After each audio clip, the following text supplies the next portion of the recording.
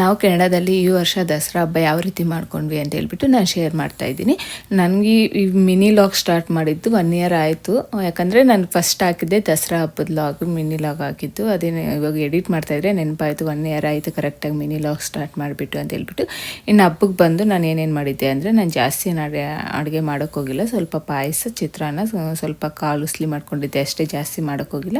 ಯಾಕಂದರೆ week days ಬಂದಿದೆ ಅಲ್ವ, ಸೊ ಮಗ ಸ್ಕೂಲ್ಗೆ ಹೋಗ್ತಾನೆ, ಇನ್ನು ಹಸ್ಬೆಂಡ್ ಆಫೀಸು. ಸೊ ಹಾಗಾಗಿ ನಾನು ನನ್ನ ಮಗಳಿಬ್ಬರೇ, ಹಾಗಾಗಿ ಈ ಥರ ಸಿಂಪಲ್ಲಾಗಿ ಮಾಡಿಕೊಂಡು ಇನ್ನಿಬ್ಬರು ಪೂಜೆ ಮಾಡಿಕೊಂಡು ಅಷ್ಟೊತ್ತಿಗೆ ಮಗ ಸ್ಕೂಲಿಂದ ಬಂದೆ. ಅವ್ನು ಸ್ಕೂಲಿಂದ ಬಂದಮೇಲೆ ಅವನು ಸ್ವಲ್ಪ ಪ್ರಸಾದ ಎಲ್ಲ ತಿಂದ್ಬಿಟ್ಟು ದೇವ್ರಿಗೆ ನಮಸ್ಕಾರ ಮಾಡಿಕೊಂಡು, ಆಮೇಲೆ ಇನ್ನು ಸೈಕಲೆಲ್ಲ ವಾಶ್ ಮಾಡಿಕೊಂಡು ಅದಕ್ಕೆ ಸೈಕಲೆಲ್ಲ ಅವನೇ ಪೂಜೆ ಮಾಡ್ದೆ. ಆಮೇಲೆ ಕೆಳಗಡೆ ಬಂದುಬಿಟ್ಟು ಇನ್ನು ಮತ್ತೆ ಕಾರ್ಗೆಲ್ಲ ಪೂಜೆ ಮಾಡ್ಕೊತಾ ಇದ್ದೆ. ಈವ್ನಿಂಗೆ ನಾನು ಕಾರ್ಗೆಲ್ಲ ಪೂಜೆ ಮಾಡ್ಕೊಂಡಿದ್ದು. ಬೆಳಗ್ಗೆ ಎಲ್ಲರೂ ಬ್ಯುಸಿಯಾಗಿರ್ತೀವಲ್ಲ, ಸ್ಕೂಲ್ಗೆ ಹೋಗೋದು, ಆಫೀಸ್ಗೆ ಹೋಗೋದು ಅಂತ ಹೇಳ್ಬಿಟ್ಟು, ಹಾಗಾಗಿ ಈವ್ನಿಂಗೆ ಎಲ್ಲ ನಾವು ಪೂಜೆ ಮಾಡ್ಕೊಂಡ್ವಿ.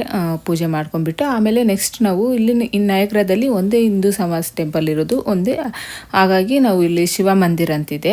ಸೊ ಹಾಗಾಗಿ ಅಲ್ಲಿಗೆ ಹೋಗಿದ್ವಿ. ಅಲ್ಲೋಗಿ ನಮಸ್ಕಾರ ಮಾಡ್ಕೊಂಡು ಬಂದ್ವಿ ಅಷ್ಟೇ. ಇನ್ನು ಅಲ್ಲೇನು ಸೆಲೆಬ್ರೇಷನ್ ಮಾಡಿಲ್ಲ ಆ ಟೆಂಪಲಲ್ಲೇನೂ, ಬಟ್ ಟೆಂಪಲ್ಗೆ ಹೋಗ್ಬೇಕಲ್ವ ಅಂತ ಹೇಳ್ಬಿಟ್ಟು ಇನ್ನು ಹೋಗ್ಬಿಟ್ಟು ಅಲ್ಲಿ ನಮಸ್ಕಾರ ಮಾಡಿಕೊಂಡು, ಅಲ್ಲಿ ವೀಡಿಯೋಸು ಫೋಟೋಸ್ ಅಲೋ ಇಲ್ಲ, ಹಾಗಾಗಿ ನಾನು ಅದೇನು ತೋರಿಸ್ತಾ ಇಲ್ಲ.